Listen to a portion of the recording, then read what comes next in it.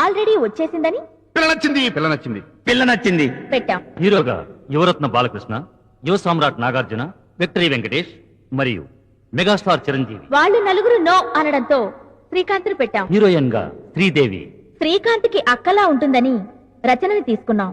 కాజోల్, మా shooting time కి honeymoon హడావుల్లో ఉందని సంఘవిని పెట్టేశాం. అమరీష్ పురి, డబ్బింగ్ తనే చెప్పేస్తానన్నాడు. కోపం వచ్చి తీసేసి కోట శ్రీనివాసరావు అని పెట్టేశాం. రావు గోపాలరావు, రాజుబాబు, రేలంగి, రమణారెడ్డి, కస్తూరి శివరావు. వీళ్లంతా పోయారని చెప్పారు. దాంతో గతి లేక బ్రహ్మానందం, మల్లికార్జునరావు, బాబు మోహన్, తనికెళ్ల భరణి, ఆలీ, ఏవిఎస్, ఎంఎస్ నారాయణలతో అడ్జస్ట్ అయిపోయాం. మాటలు ఆచార్య ఆత్రేయ, చచ్చిపోయి బతికిపోయాడు జనార్దన మహర్షి. పాటలు దేవులపల్లి కృష్ణశాస్త్రి, శ్రీశ్రీ. పోయినోళ్ళిద్దరూ మంచోళ్ళు, ఉన్నోళ్లు పోయినోళ్ల తీపి గుర్తులని సిరివెన్నెల సీతారామశాస్త్రి, చంద్రబోస్.